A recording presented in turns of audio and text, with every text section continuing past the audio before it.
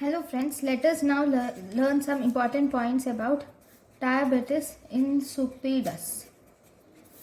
So what is diabetes insipidus? In diabetes insipidus there is deficiency of vasopressin, or either there is deficiency of vasopressin or there is resistant to action of vasopressin. Due to any of these two things, it will result in decreased ADH or vasopressin is decreased. So this will result in large volume of urine flows out with low specific gravity. There is large volume of urinary excretion with low specific gravity. So this is about diabetes insipidus. Okay, now in the diabetes insipidus there are two types of diabetes insipidus, that is based on these two. Okay, if the diabetes insipidus occurs due to the deficiency of vasopressin, then it is central diabetes insipidus. But if it occurs due to the resistance to the action of the vasopressin, then it is nephrogenic diabetes insipidus. Either in central diabetes insipidus or in nephrogenic diabetes insipidus, the main problem is here there is increase in serum osmolality occurs and there is low urine osmolality occurs. There is increase in serum osmolality is seen and low urine osmolality is seen. Okay, now how do you differentiate this central diabetes insipidus and and nephrogenic diabetes insipidus? These are actually differentiated by seeing their response to vasopressin. So exogenous vasopressin. Anyways, we will learn about this in detail. Okay, now first we will see the vasopressin. What are the receptors on which the vasopressin acts?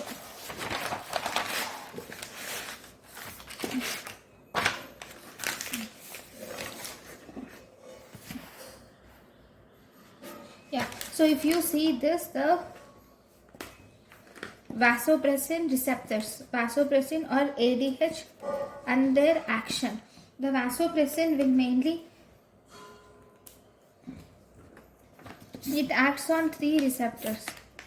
We have V1, V2, V3. On V1 receptors, it acts on V1 receptors and causes vasoconstriction, and this action of vasoconstriction of vasopressin is used for the treatment of esophageal varices. Actually, the vasopressin analogs are used in the treatment of esophageal varices. Then V2 result in two. One, it causes antidiuresis. Second, it also causes release of factor 8 and von Willebrand factor. Because of antidiuresis action, it is useful for central diabetes insipidus, whereas this use of because it releases factor 8 and von Willebrand factor, this is used in hemophilia and also von Willebrand disease it is used. Then this V3 receptor action, it is used in release of ACTH.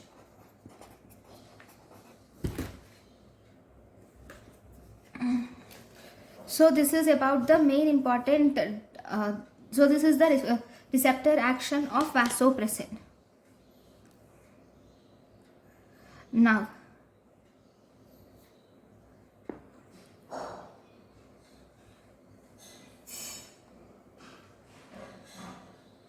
so what actually occurs in vasopressin? Vasopressin, there is decreased ADH, so as a result, so what actually happens is here in diabetes insipidus there is decreased ADH, so there is no absorption of water, so as a result there is increased loss of water is seen. Okay, so this is tested, this diabetes insipidus can be tested by the by a test which is called as dehydration test. We can do dehydration test for testing this diabetes insipidus. In the dehydration test, first the patient has polyuria is the symptom. Okay, so you will ask the person to withhold fluid intake.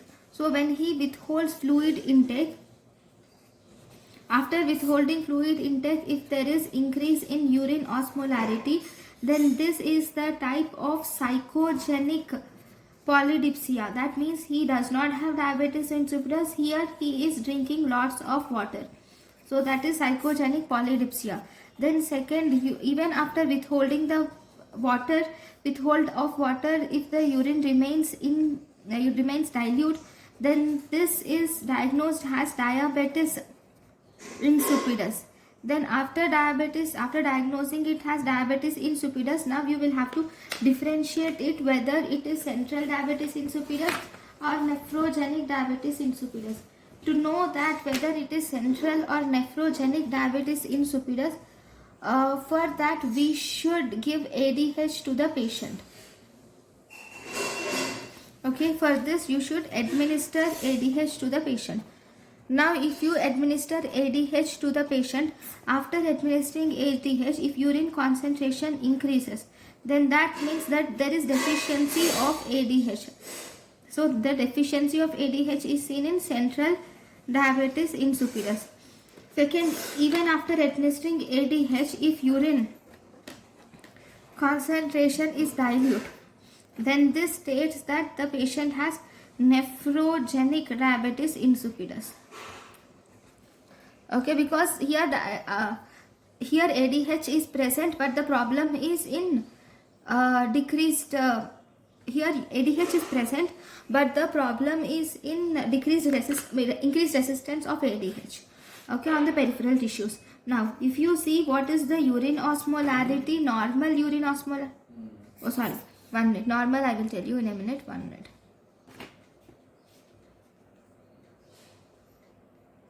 Now, first, before we go into that test, that thing, first we will see the etiology of diabetes insipidus. Okay, so first in the etiology, first pituitary form or central pituitary form or central diabetes insipidus. Let us learn the etiology of central diabetes insipidus. In central diabetes insipidus, first it is acquired. It is acquired from head trauma or closed and penetrating head trauma, or second, it can be through neoplasms, which is craniopharyngioma. Okay, then it can be due to neoplasms. It can also be due to pituitary adenoma. Then third, granulomas can result in central diabetes insipidus, like especially neurosarcoid granulomas and histiocytosis. Then if you see next, fourth, that is vascular causes of pituitary form of central diabetes insipidus. Like in the vascular form, we have Sheehan's syndrome. Then fifth, if you see the infections causing central diabetes insipidus can be chronic meningitis and viral encephalitis will result in pituitary form of diabetes insipidus. Then the second, these are the main acquired. These are actually acquired form. Then if you see the genetic forms, we also have genetic forms. In the genetic, this can occur by autosomal dominant condition where it is arginine vasopressin neurophysin gene defect. The problem is in arginine vasopressin neurophysin gene defect. And second, it can be autosomal recessive where the defect is in arginine vasopressin neurophysin gene defect, which is autosomally recessive transmitted. So these are the main etiology of pituitary diabetes insipidus or central form of diabetes insipidus. Now if you see the second, nephrogenic diabetes insipidus. In nephrogenic diabetes insipidus, it is first we have acquired form. Okay, the acquired form of nephrogenic diabetes insipidus, first in that we have drugs like lithium dimethylcycline. Then we have methoxyflurane.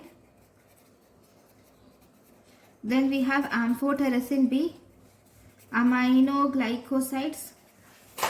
Then we have cisplatin. These are the drugs causing nephrogenic diabetes insipidus. Then the metabolic form of diabetes insipidus is seen in hypercalcemia, and hypercalciuria will causes nephrogenic form of diabetes insipidus. Then even infiltrative diseases like amyloidosis will result in nephrogenic diabetes insipidus. Then fourth, we have vascular causes like sickle cell disease will also result in nephrogenic diabetes insipidus. Now, if you see the genetic form,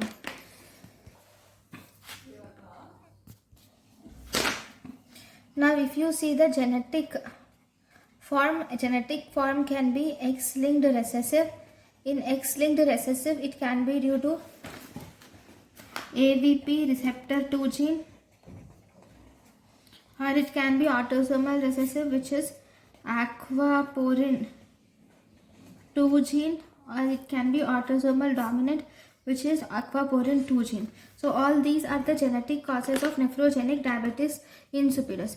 Then there is one more syndrome which is associated with diabetes insipidus. Like if you see, we have a syndrome which is called as Wolfram syndrome, which is also called as Didmore syndrome. Wolfram syndrome or Didmore syndrome. So what does this mean? This means diabetes insipidus, DM for diabetes mellitus, OA optic atrophy, and D for deafness. Okay, so here in Didmore syndrome or Wolfram syndrome, this is actually a rare autosomal recessive disorder where you will see there is childhood onset diabetes mellitus with optic atrophy and deafness and various other pituitary disorders. Okay, so this is about the Wolfram syndrome. Now let us go into the normal indices, all the normal indices of those important in this chapter. So if you see, normal serum sodium is equal to 136 to 145 milli equivalent per liter. Normal serum potassium is equal to 3.5 to 5 milli equivalent per liter.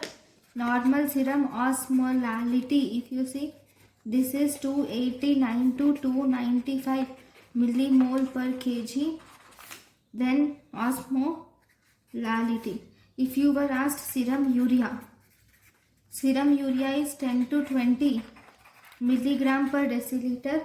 Then if you see urine osmolality, normal urine osmolality is equal to 350 to 1000 milliosmol per kg.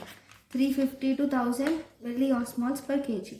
Now if you see in diabetes insipidus, serum sodium will decrease, serum potassium will not have, it is also mostly, it will also decrease but not much importance.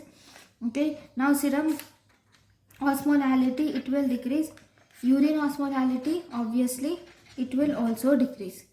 So in the patient you will see decreased serum sodium, decreased serum osmolality and decreased urine osmolality is seen.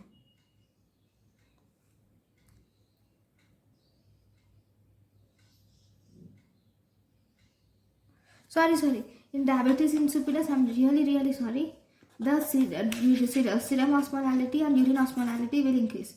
In diabetes insipidus, urine osmolality will decrease, serum osmolality will increase, and serum sodium will increase.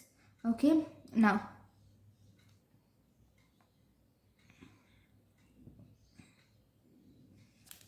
one more important thing is,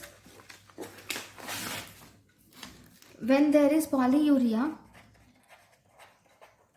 if you measure serum osmolality and osmolality in polyuria, serum osmolality, if it is found to be more than 300 milliosmoles per liter,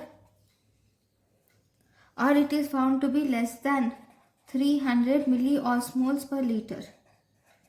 Okay, if it is found to be more than 300 milliosmoles per liter, then this shows that there is solute diuresis. So this solute diuresis is mainly seen in diabetes insipidus. If the serum osmolality is less than 300 milliosmoles per liter, then that will show that it is water diuresis. Water diuresis is seen in, sorry, this is diabetes mellitus. Water diuresis is seen in diabetes insipidus. Water diuresis is seen in diabetes insipidus. Okay, now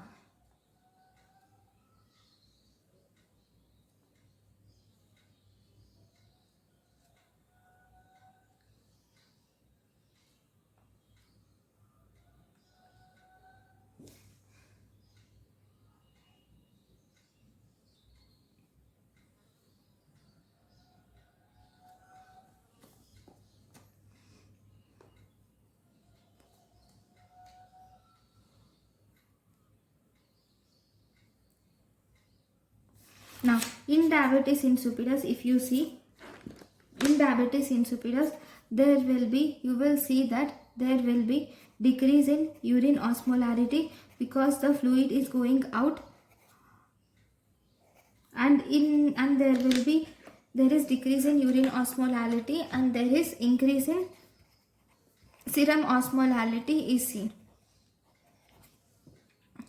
When there is increase in serum osmolality, this will activate the thirst center, and because of that, this will result in polydipsia. So in diabetes insipidus, as I have said, serum osmolality will be increased, urine osmolality will be decreased. Remember that.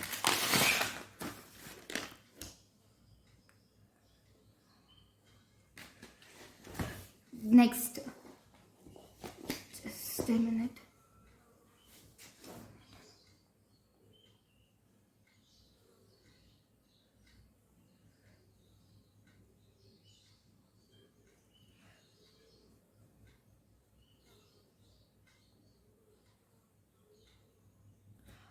Next, if you see the treatment, directly we will go into the treatment. We are done with water deprivation test, right?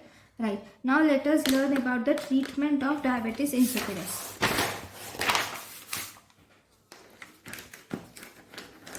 So if you see treatment of diabetes insipidus, the most important drug which is effective in diabetes insipidus, so it is again depends upon the central diabetes insipidus or nephrogenic diabetes insipidus. In central diabetes insipidus, the vasopressin analog, that is desmopressin. What is desmopressin? It is actually a vasopressin analog. Desmopressin is a vasopressin analog. Okay, and this desmopressin, which is a vasopressin analog, it is used in, it will act, sorry, this desmopressin will act selectively on V2 receptors, and thus they will increase the urine concentration and decreases the urine flow. Okay, so this is used in central diabetes insipidus.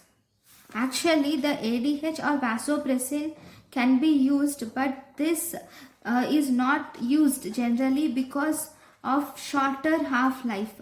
It has short half-life and it has non-specific action, and it can activate both V1 and V2 receptors, thus causing more side effects. Okay, so this desmopressin, which is a vasopressin analog, it is actually longer acting. It acts mainly on the selective V2 receptors. So this is the drug of choice for central diabetes insipidus. So if you see one more important thing, this desmopressin is administered either orally or nasally. You can give this desmopressin. Okay, now if you give it intranasally, you should give as 10 to 40 microgram per day of dose. 8th to 12th hourly you should give. And then if you give it orally, you should give 0.1 to 1.2 milligrams should be given BD or TID. Okay, we can also give it IV or subcutaneous. If you give IV or subcutaneous, you should give 2 to 4 microgram per day. Okay, now if you give it nasally, if you give desmopressin by intranasal route, it can cause side effects of nasal irritation and rhinitis. Okay, then one more important thing is this orally used desmopressin. Oral desmopressin, this is actually the drug of choice for nocturnal enuresis. It is drug of choice for nocturnal enuresis. Okay, so these are the important points about desmopressin. Then we have some more drugs like we have lipressin and we have terlipressin. These are also vasopressin analogs, and we have felipressin. Okay, so if you see lipressin has longer duration of action, but the problem with lipressin is it is non-specific, whereas terlipressin is a prodrug of vasopressin. Okay, so this is main important drug. Now if you see other antidiuretic drugs,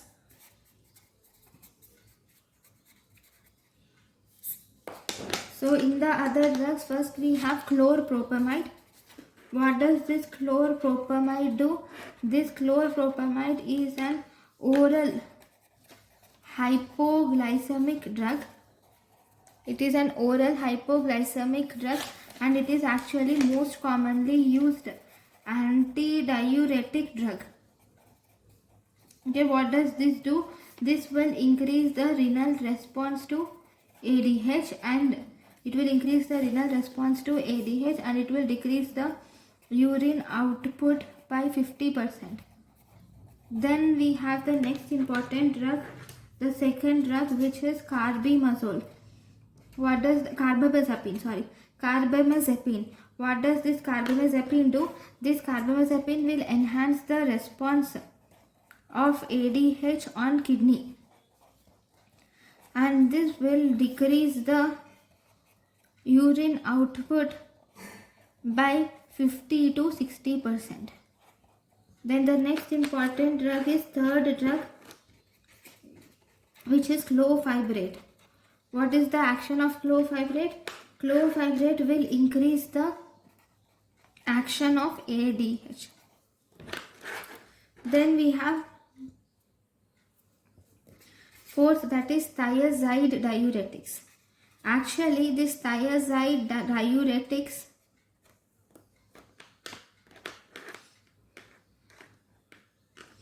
where do you use these thiazide diuretics? These are actually the drug of choice or first line for nephrogenic diabetes insipidus.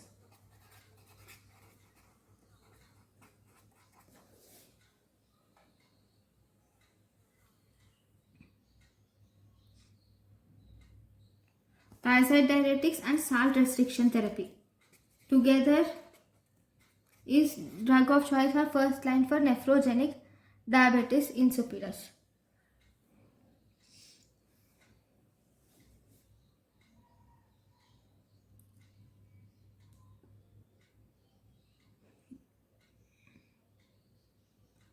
Okay, so this is about the important points about diabetes insipidus. Thank you for watching.